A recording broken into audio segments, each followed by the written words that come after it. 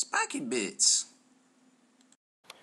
Hey guys, MBG here with a fair use video review of the new January 2013 White Dwarf, and as you can see, it features the eagerly anticipated Dark Angels. Most of this issue actually got leaked, I'd say like mid-December, in some northern European countries. So we've seen a lot of the preview pics out of here, but it's nice to actually, get it into my hands and take a look at it. It kind of follows along with some of the features that they've had over the past three new version White Dwarfs, that they kind of went back to this retro styling and kind of comic booky embossed cover and stuff like that. So I got a lot of stuff to cover, so let's get right to it. First of all, issue's about 150 pages. Price has gone up to $10, up from $9. Don't know what's going on with that, but new year, new price, I guess. On the back, it's got the covers of the new Flyer, the Nephium, and the, I don't even know what the other one's called, the Dark Talon, I think it's called, the one with the stasis bomb kind of thing. It also comes with a poster for the new Hobbit movie miniatures strategy game with all the stuff that's coming out and stuff that has been released already. So that's kind of cool. I don't know, I'm probably gonna hang it out and stuff, but it's not my cup of tea right now. So if you open up the cover, you can kind of see, you get a little introduction here from the White Dwarf staff. They actually went into a subterranean cavern underneath one of the pubs in England, is kind of, themey for the Dark Angels, the whole rock thing. So it was kind of neat to see a couple of things about, because us Americans don't really know nothing about England. I mean, the normal historical stuff, but we're two different peoples, and it's always cool to see some of their culture and different things here and there. What I wanted to show you was the contents here, so you can kind of see there's a lot going on. A lot of the issues kind of like packed with a lot of things. It goes from all the new stuff down to some battle reports, some different features, a Citadel Hall of Fame article. Showing off some armies. They brought back Kit Bash, which is a pretty neat kind of like conversion type article with like, hey, look at these cool conversion kind of things, which I always like, I enjoy. Army of the Month, they kind of showed this Tyranid army, which kind of goes along with Dark Angels because there's a few pictures where they're actually fighting the Tyranids in the Codex, so I thought that was kind of neat. There's a feature on some Warhammer Fantasy with the Dwarfs, which kind of, is cool because it kind of ties in with the Hobbit. Then you got the Paint Splatter, which is a bunch of how-tos on Dark Angels and Lord of the Rings, like Hobbit stuff. And then the back is the where they go back and I guess last-minute features and stuff they add in. I guess because they gotta do the print run so far ahead of time. So I guess that's their kind of like their MiniMag where they pack in kind of last-minute stuff, which is always cool to see because it's usually more cutting edge than the rest of the article. So I just wanted to show you a few things. Obviously, it features the new Dark Angels, and it was curious to see. I was counting up the pages on the new releases and stuff, and it's not until you get all the way back here to page 51. So nearly a third of the magazine is devoted exclusively to new releases. So you got all your Dark Angels, all your new Hobbit stuff, and just the opening salvo and the introduction page. So 1/3 of this book is either pricing or articles directly about each and every new product, which I don't read a lot of magazines outside of this industry, so I'm not really sure if that's like standard or whatever, but I found it kind of curious that it takes up a full third. Like I said, getting to some of the other features, there was an Army of the Month, which was kind of neat to see. A bunch of features on Tyranids. Jervis writes again. Battle report on Dark Angels versus Chaos Space Marines, which I thought was pretty neat because it's always cool to see, that's like the, 40K rivals, to see them stacked up because, the Dark Angels are always trying to find the Fallen and they're always chaos and they're always going back and forth and it's crazy. What I liked about this was that they didn't really follow a force org. They're just kind of like, I'm just going to take all my Dark Angels and I'm just going to kind of take all my Chaos and we'll just kind of like put them on the table and play long ways. So that was kind of cool to see because you don't, tournament players, and I won't lie, I am a tournament player. Sometimes I feel like, at least I do, like I just found myself recently I made up a small little quirky Eldar list just to play people around the store, just to have some fun and relax and not be all like super competitive, because there's different levels of our hobby. There's the guys that get out there and they just play what they like and they super enjoy it and they don't care if they win or lose. And then there's people that are like always trying to min-max everything, and everything has to have a certain purpose. And then there's the people that just build the stuff and just super enjoy building and painting the stuff. And then there's the people that absolutely have to win, have to play the latest best list, super good, nothing less. So there's like all these like different ends of our hobby, and I think, at least for me, I get caught up in the wrong end sometimes. So it was kind of refreshing to see this as well from them. Just be like, hey, dude, it's cool. Just build whatever, and just have fun. Because I don't do that sometimes, and it annoys me.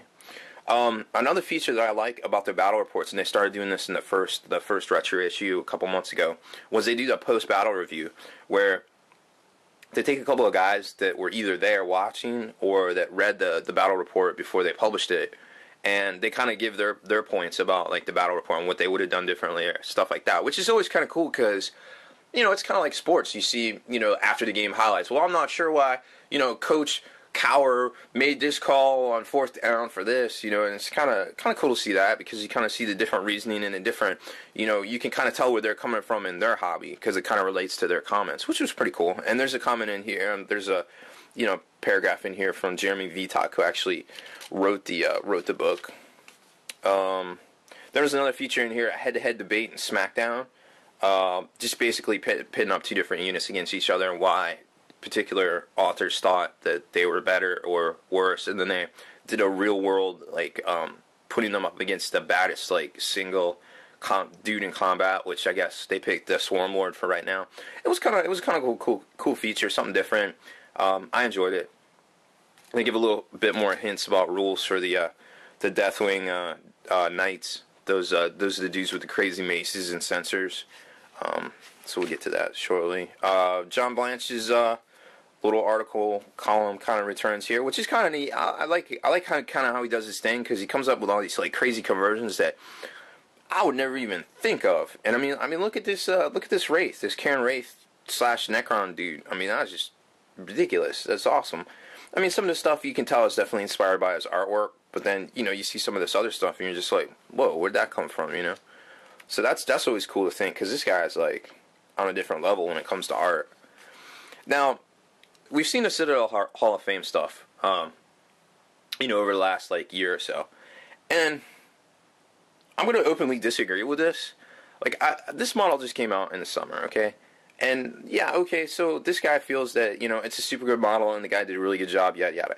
I get that, but I think there needs to be a cap on the Hall of Fame thing, because it's just like in sports, and I keep relating everything back to sports. It's not really like a good comparison, but there's always a time limit, and even in rock and roll, rock and roll songs, Rock and Roll Hall of Fame, like all that stuff. Like, I don't feel like a model can come out and 6 months later gets nominated for a Hall of Fame. I just don't feel that's accurate. Like, there is so much other stuff out there from the past 25, 30 years that could get considered, and you got a model that just came out in 6 months. 6 months later is immediately like a classic. Like, I'm not sure. I personally disagree with that. Like, I don't feel that's a good call, and I think there should be some sort of rules about it, but what do I know? That's just how I feel. Then there was a big feature on the Golden Demons from around the world, which I thought was neat, because everybody's just got their one Golden Demon now, like each country.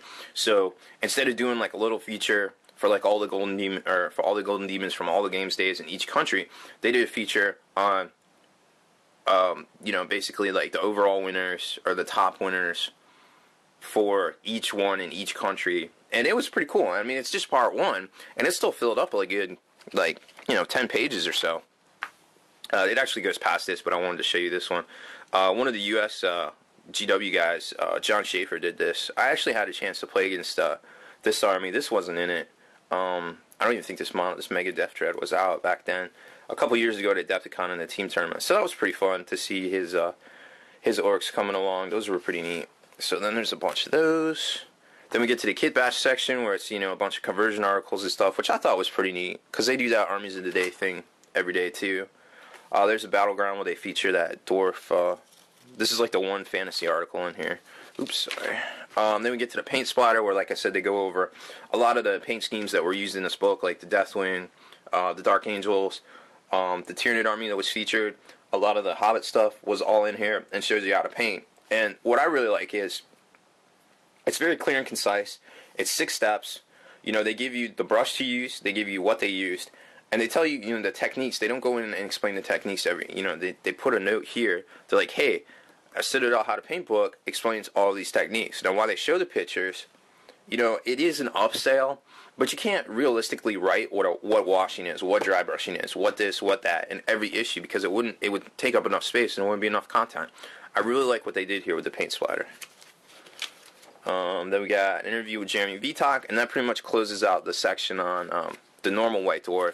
And then you get to a little buffer of like all the independent stockists and the GW stores, and then you get to the MiniMag, which is basically like the stuff they rush to print, which is just more features on, you know, like, hey, here's some more on Dark Angels, here's some more where they came from, big update from Forge World about the Horus Heresy, like a big diorama they're doing for this year, and then a little update from Black Library, and then it closes out. So, you know, you got another like 10-15 pages there of that stuff, so it was pretty cool.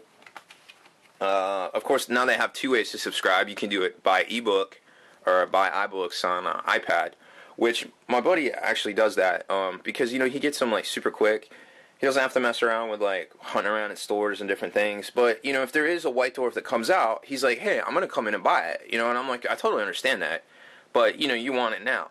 The only drawback that I see is these things are like ridiculous, like half a gig almost to like download. So they will take up a lot of space on your iPad. I'm not sure.